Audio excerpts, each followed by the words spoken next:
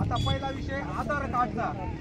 याचा आधार कार्ड नाही, त्यांनी एका आपण अर्ज देणार आहे, तो अर्ज घ्यायचा, इथं तहसील अर्ज करून देणार आहे आपण. हे पारदे भाऊ कोणी असेल कोणाला कॉन्टॅक्ट करा, आम्ही तुम्हाला फॉर्म देऊ.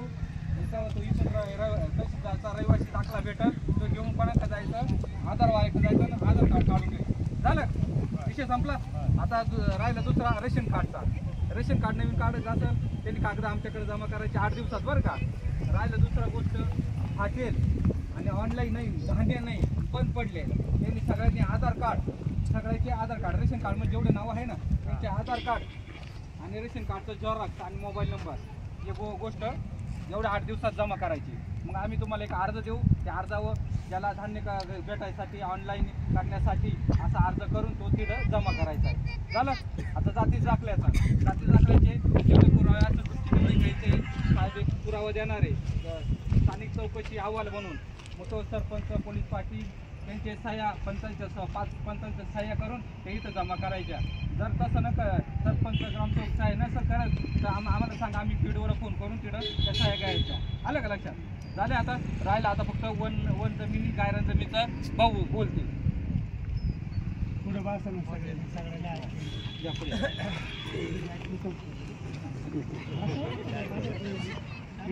शांतता घ्या. आता माझं असं बसा, तुमच्यातून कोणी बोला तर काय मुद्दा कळाला तुम्हाला लढायचा, आम्ही तर बोलणार आहे ते, पण तुम्हाला काय वाटलं बा ही लढाई आपण पुढे नेणार आहे साहेब. ही लोकशाही सगळ्याच्या विचाराने चालवतात. आपण आता इथपर्यंत आलो, उद्याकडे आपण काय करायचं तुमच्या लोकांनी सगळ्यांनी सांगा. अजून आणि ज्यांचे घरकुल बरं का, अटलची उतारी नाही बरं का, घरकुलाचं नाव नाही, हे नाही, त्यांचे आधार कार्ड, मतदान कार्ड, रेशन कार्ड, उत्पन्नाचा दाखला आणि एवढे बँकेचं पासबुक, या गोष्टी करून ठेवायच्या 8 दिवसात. आपण ते प्रस्ताव बनवून शबरीचं घरकुल, पंतप्रधान घरकुलचा व्हिडिओ प्रस्ताव सादर करणार आहे बरं का. ज्यांना घरकुल नाही त्यांना आणि ज्यांचे कागद कमी आहे त्यांचे मागं पुढं होऊन आपण सगळे प्रस्ताव सादर करायचे आपल्याला एवढ्या 8-15 दिवसात. तर तुम्ही एक दिवस काम सोडून तेवढं काम आपल्याला कागदपत्राकडे लक्ष द्या. आता काही का आहे काही का नाही, आपण घरी जाऊन जसं आज वेळ दिली ना तशी कागदाला वेळ द्या. आणि आपल्याला जर तुमचा ग्रामसेवक काही करत नसेल, समजा देत नसेल तर आम्हाला नेमकी आमचा नंबर घ्या, आम्हाला फोन करा, आम्ही त्याला कामाला लावून देऊ. हां बोला. सर्वप्रथम तर मी सर्वांचे आभार मानतो. सगळे लोक इकडे आले, खांद्याला खांदा लावून लढले, तर आपण सर्व लढवू. आदिवासी बांधवांनो, बहिणींनो, आपण जो काही उद्देश डोळ्यासमोर घेऊन आलो, तो उद्देश फक्त आपला हक्क, अधिकार, तो फक्त आपण जर तो मिळवायचा असेल प्रामाणिकपणाने आपण जाऊन ते तुमच्यासमोर मांडलं पाहिजे. माझ्याकडून काही कसर झाले असेल तर ते बी जाणीव करा. माझा तुम्ही या मुद्दा आमचा कुठेतरी थांबायला तर ते बी सांगा, कारण मीच परिपूर्ण असं नाही, पण प्रत्येकानं बोललं पाहिजे.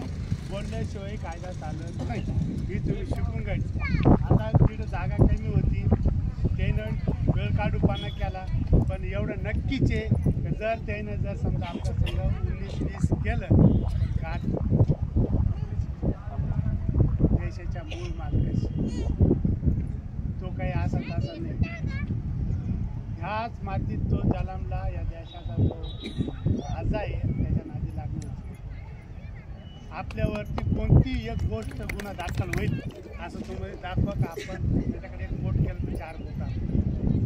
आपण इतकं कसून बिलगा तरुण पोरायला ते अभ्यास करून घ्या, घरातून समजून घ्या, जसं तर यूट्यूबवर जाऊन ते समजून घ्या.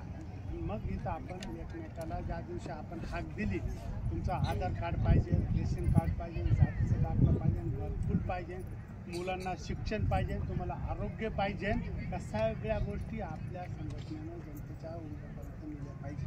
ही आपली पहिली मूलभूत जिम्मेदारी. आणि आपण कोणाची बी फसवणूक न करता ग्रुपनं येणे, इथं करून घेणे, मग आपण जसं आपल्या संघटनेला काम करण्याची पद्धतीने आपण पुढे जाऊ, तसं आपण जनतेवर जिम्मेदारी देऊ.